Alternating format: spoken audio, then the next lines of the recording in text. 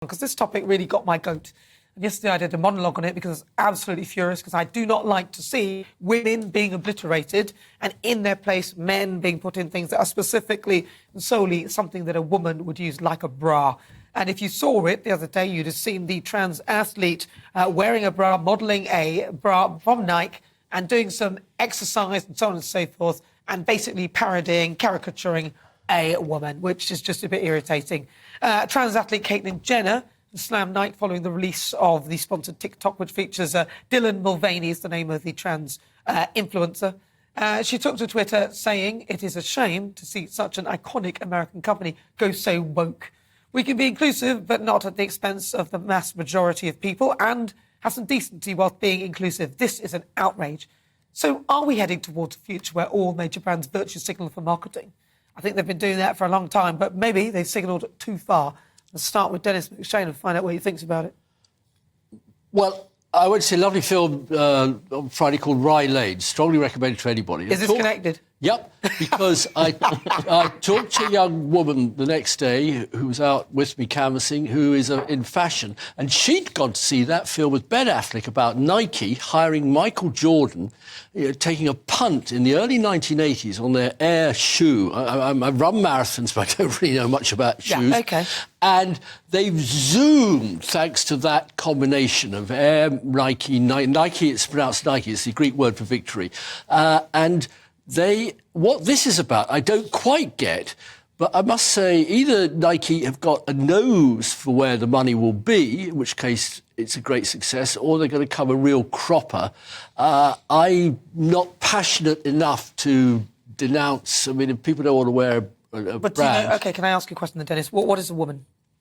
A woman? What is a woman? Well, you're a woman. Which is what? Well, my two daughters are women. Which is what? If you could describe a woman, what would you say?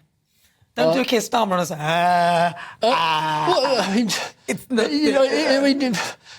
defined by what she has and hasn't got when she's born in her or with her body, so if you like. What is a woman? Her biological sex is a woman. Does a woman have a penis? No.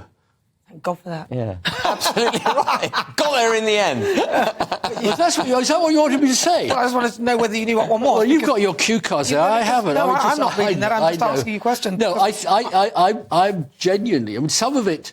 Look, if my children come to me in their late teens and say, son, daughters, Daddy, I really think I'm a man, or Daddy, I really think I'm a woman, well, I would try to handle it as gently as possible.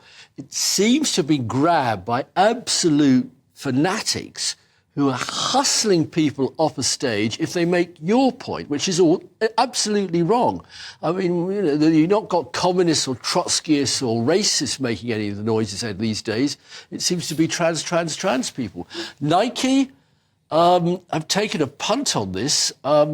Is there a giant woke athletic shoe audience or buyership out there? Or the she's bras? Selling bras, but she hasn't got any breasts. She hasn't got, well... She hasn't got any breasts. She's selling bras. But I think Caitlyn Jenner's absolutely called this right. This is the ultimate in woke, if you like.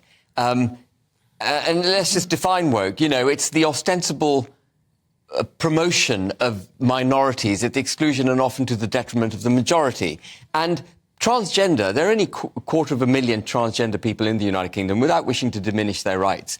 And they're perfectly entitled to be transgender and obviously have lives completely unprejudiced against them as a result of their gender identity.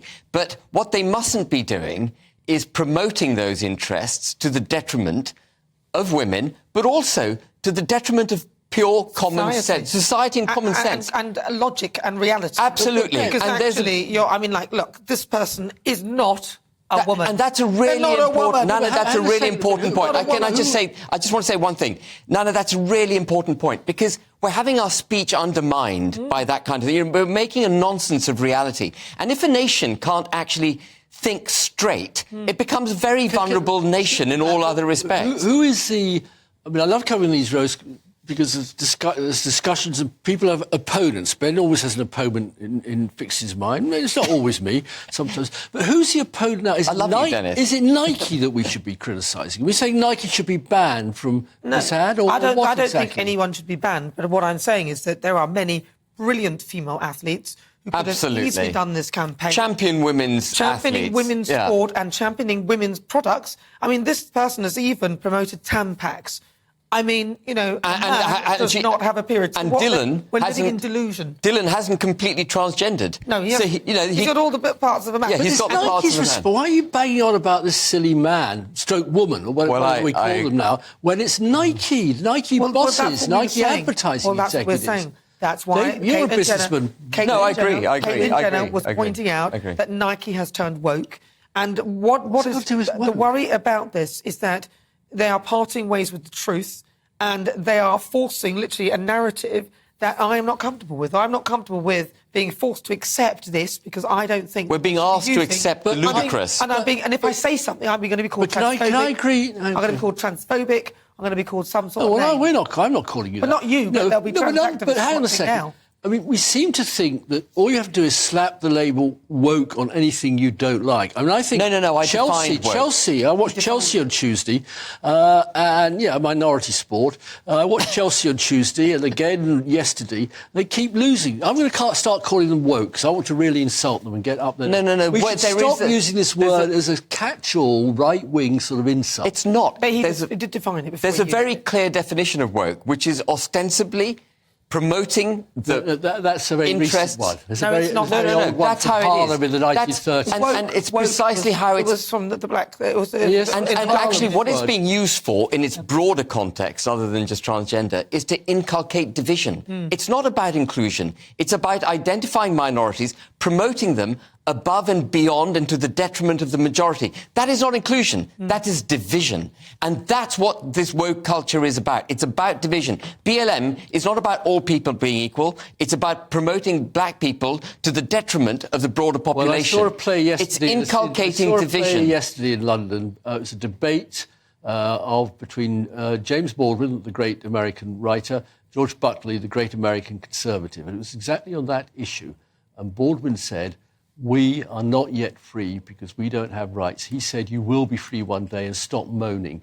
And I think, if you want to emancipate people, perhaps you have to go down the road. I don't think anything to do with emancipation, by the way, the Nike decision. I mean, it's just a cheap shot, like Labour's attack ad. We're rowing about it. It's getting huge publicity for them.